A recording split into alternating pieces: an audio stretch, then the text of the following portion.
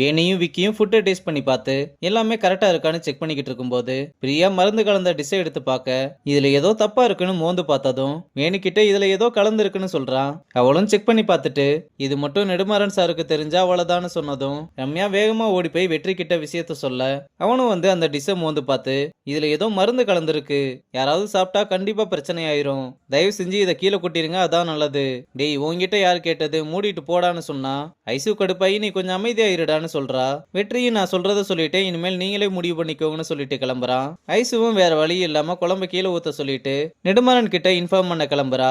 இங்க குழம்பு கீழே ஊத்த போகும்போது பிரியா வந்து என்னாச்சுன்னு கேட்க அவகிட்ட யாரோ மருந்து கலந்துருக்காங்கன்னு சொன்னதும் நம்ம ஐடியா எல்லாமே வேஸ்டா போச்சேன்னு கடுப்பாகிறா. அப்படியே வேகமா வந்து சக்தியை கூப்பிட்டு எல்லாருக்குமே கேக்குற மாதிரி நெடுமாறன் சார் ரெடி பண்ண ஃபுட்டு ஸ்பாயில் ஆயிருச்சு, அதனால பஃபட் எப்ப ரெடி ஆகும்னு தெரியல, நீ இதை மத்த பசங்க கிட்ட எல்லாம் இன்ஃபார்ம் பண்ணிருன்னு சொல்றா.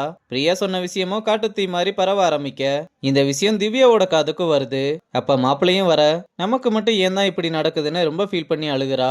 இங்க ஐசுவும் வேகமா ஓடி வந்து நெடுமாறன் கிட்ட ஃபுட்டுல பாய்சன் கலந்துருக்காங்கன்னு சொன்னதும் அவர் பயங்கர சாக்குல இது எப்படி நடந்ததுன்னு காட்டு கத்துறாரு. அப்புறம் செஃப் எல்லாரையுமே கூப்பிட்டு இப்ப நம்ம ஒரு இக்கட்டான நிலைமையில இருக்கோம், தவுத் பாசான்னு வேகமா ரெடி பண்ணக்கூடிய ஒரு மெயின் கோர்ஸ் டிஷ்ஷை தான் ரெடி பண்ண போறோம்னு யார் யார் என்னென்ன பண்ணணும்னு சொல்ல எல்லாரும் அவங்களுக்கு கொடுத்த வேலையை செய்ய ஆரம்பிக்க ரொம்ப ஃபாஸ்டா அந்த டிஷ்ஷையுமே ரெடி பண்ணி முடிக்கிறாங்க. அப்புறம் நெடுமாறன் எல்லா டிஷ்ஷையுமே டேஸ்ட் பண்ணி பார்த்துட்டு ஜான் சொன்னதுக்கு அப்புறம் இதை ஓபன் பண்ணா போதும்னு சொல்லிட்டு கிளம்புறாரு. அப்புறம் ஐசுவும் ஃபுட்டோட ப்ராப்ளம்லாம் சால்வ் ஆயிடுச்சு, நீ இப்ப ஹாப்பி தானேன்னு அக்கா காரி கிட்ட கேட்டா. அவ ஐசுவோட ட்ரெஸ்ஸை பார்த்துட்டு நீயும் அப்பாவும் நான் கொடுத்த ட்ரெஸ்ஸை போடாம இருக்கீங்க, அப்ப கல்யாணத்துக்கு நீங்க வரமாட்டீங்களான்னு ரொம்ப சோகமா கேக்குறா. ஐசுவும் அக்கா ரொம்ப ஃபீல் பண்றத பார்த்து நேரா நெடுமாறன் கிட்ட வந்து அங்க திவ்யா யாரும் இல்லாம அழுதுகிட்டு இருக்கா, பார்க்கவே ரொம்ப கஷ்டமா இருக்கு, கல்யாணத்துல நம்ம 2 பேரும் இருக்கணும்ன்றதுக்காக தான் அவ இங்க வந்திருக்கா, ஒரு சின்ன யூகனால என்னால அவளை லூஸ் பண்ண முடியாது, நீங்க தான் பிளட் இஸ் திக்கர் தென் வாட்டர்னு சொல்லுவீங்கல்ல, அதனால இன்னைக்கு அவ மேரேஜுக்கு நான் போக தான் போறேன், ஒரு செஃப்பா இல்ல அவளோட தங்கச்சியா போக போறேன்னு சொல்லிட்டு கிளம்புறா.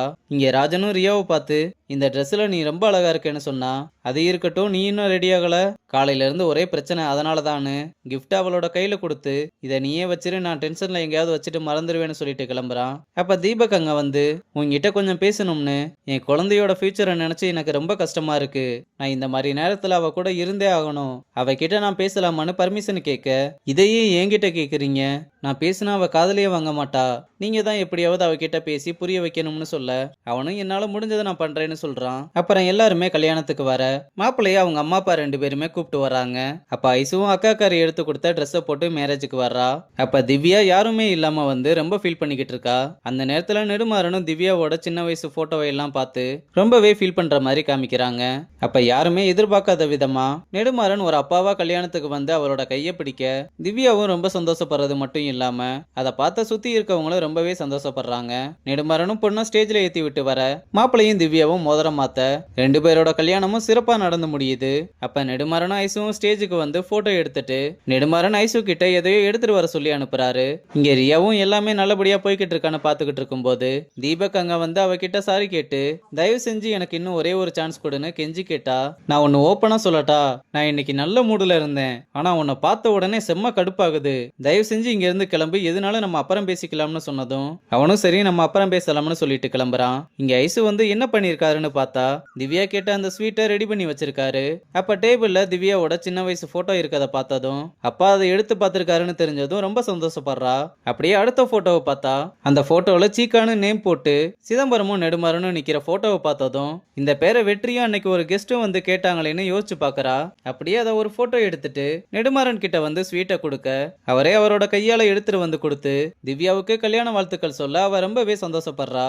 அப்புறம் அதை வெட்டி எல்லாருமே மாறி மாறி ஊட்டி விட்டு மாப்பிள்ளையோட அம்மா அப்பாவும் இந்த பக்கம் பொண்ணு கூட சேர்ந்து ஐசுவும் நெடுமாறனும் இருக்க மாதிரி ஃபேமிலி போட்டோ எடுக்கிறாங்க.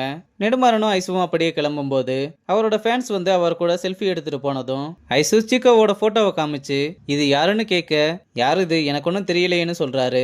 இல்லப்பா அன்னைக்கு ஒரு கெஸ்ட் வந்து கூட சீக்கா யாருன்னு கேட்டப்ப நீங்க அவர்கிட்ட தெரியாதுன்னு சொல்லிட்டீங்க, ஆனா இவர் கூட நீங்க ரொம்ப சந்தோஷமா போட்டோ எடுத்திருக்கீங்க, இப்ப கெஸ்ட் கூட தான் சந்தோஷமா போட்டோ எடுத்தேன், அதுக்காக அவங்கள எனக்கு தெரியும்னு ஆயிருமா, நீ ஃபர்ஸ்ட் இந்த போட்டோவை எங்க எடுத்த, உங்க டேபிள்ல அக்காவோட போட்டோவுக்கு கீழே இருந்தது, இதை பாரு ஐசு, நீ என் பர்சனல் ஸ்பேஸ்ல மூக்க நுழைக்கிற வேலையெல்லாம் வச்சுக்காத, இந்த போட்டோவை ஒழுங்கா டெலீட் பண்ணிருன்னு சொல்லிட்டு போறாரு. ஐசுவும் ரொம்ப குழப்பத்திலேயே அந்த போட்டோவை டெலீட் பண்றதோட இந்த எபிசோட முடிச்சிருக்காங்க.